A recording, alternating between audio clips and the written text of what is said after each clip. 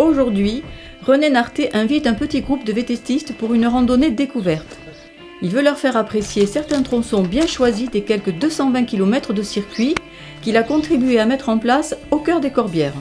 Ce matin, on va faire un peu de tout là. Dans le secteur d'Albas, il y a des monotraces que vous aimez bien, avec des sentiers rocailleux, pierreux, piégeux. Et aussi, on ira faire des chemins de vigne, des sentiers un peu dans la forêt. Rapide mise en jambe. Séance extrême avec passage sportif et technique. Griserie de la descente. Montée âpre et brutale. Obstacles à bien négocier. Ici, tous les niveaux sont possibles avec des circuits classés sur une échelle partant du vert, très accessible, au bleu, un peu plus sportif, et des difficultés qui commencent au rouge pour finir au noir. Tous les circuits sont homologués par la Fédération française de cyclisme. Certains d'entre eux sont partagés avec les randonneurs pédestres, parfois avec les équestres. Pays de grands espaces naturels, les Corbières se prêtent à toute forme de randonnée.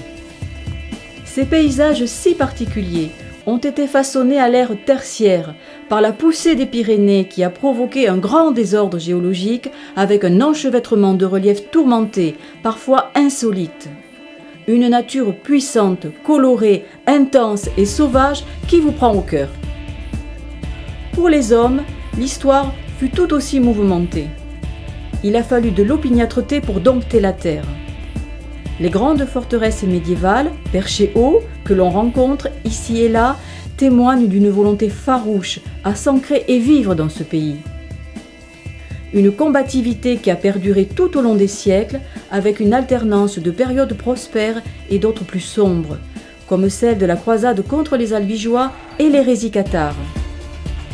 Sur les chemins des Corbières, les rencontres sont parfois inattendues. Florence, la bergère, possède l'un des derniers troupeaux de la région, alors qu'autrefois le pastoralisme était florissant. Garrigues et chênes verts ont peu à peu remplacé les pâtures et colonisé les espaces. Cependant, la vigne, principale ressource depuis des millénaires, occupe une place prépondérante dans tous les paysages. Avec deux appellations, Corbières et Fitou, les vignerons élèvent des vins de caractère, fruités et colorés, très appréciés sur le marché mondial. Du bouquet des vins à la restauration, il y a une connivence qu'il est temps de retrouver pour notre groupe de vététistes. En Corbières, le choix oscille entre gastronomie et cuisine du terroir, avec en commun cette tendance à privilégier la fraîcheur des produits locaux. L'assiette de pays est un bel exemple d'une restauration simple, naturelle et authentique, tout comme le civet de sanglier qui demeure le grand classique dans les Corbières. Rassasiés, nos sportifs reprennent la route.